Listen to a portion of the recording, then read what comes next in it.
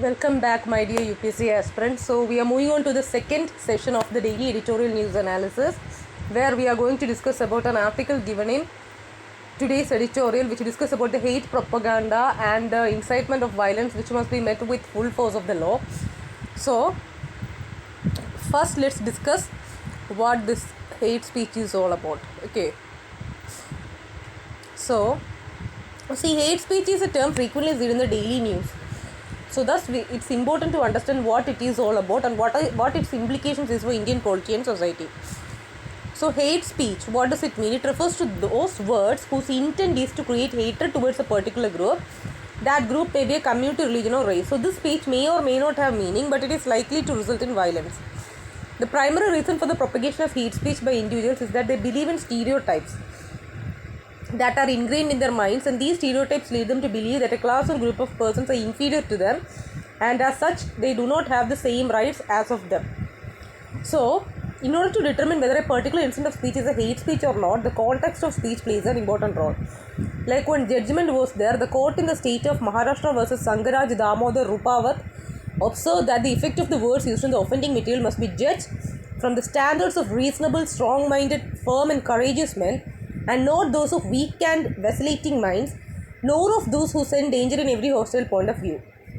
So the existence of hate speech is not a new phenomenon by any stretch of the imagination, but the creation of multiple platforms, especially social media, has led to hate speech not only increasing but also becoming more abhorrent. The amount of hate that is perpetrated through social media platforms like Facebook has been well documented. The most prominent example in this regard has been the persecution of Rohingya Muslims by Myanmar's military junta. So, multiple investigative journalists have laid the connection between the call for violence against Rohingyas on Facebook and the unabashed killings in Myanmar. Now, let's look in detail what is the position of hate speech in India. See, freedom of speech and expression, as you all know, comes under the Article 19, Subclause 1, Subclause A of the Constitution as a fundamental right. But this right is not absolute, and as such, restrictions are imposed on this right under Article 19, Subclause 2. So, we have to understand that the right to speech ends where hate speech begins. It must be appreciated that liberty is there for all. If in the name of hate speech, a hate speech is delivered which marginalizes certain people, then the liberty of those people is snatched away. You might be knowing in the 267th report of the Law Commission of India, it was stated that liberty and equality are contemporary and not antithetical and not antithetical to each other. So the intention of having the freedom of speech is not to disregard the weaker sections of the society, but to give them an equal voice. Okay, then let's look in detail the penal provisions which relate to this particular aspect of hate speech.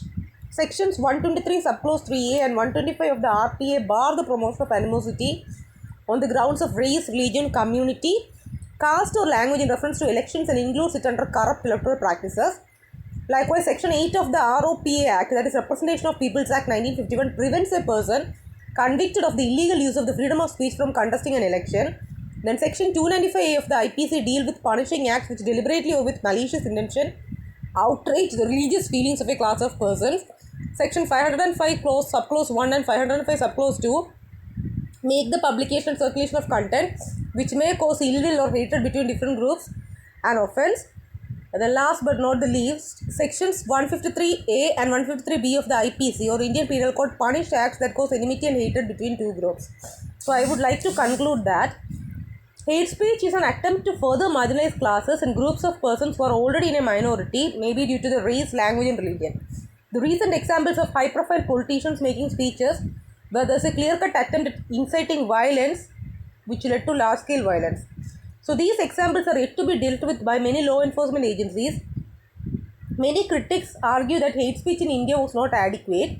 However, the already existing laws are more sufficient to deal with such instances. The part missing in not curbing the menace is the lack of enforcement of these laws effectively due to some reasons like political interference. So that's all for today.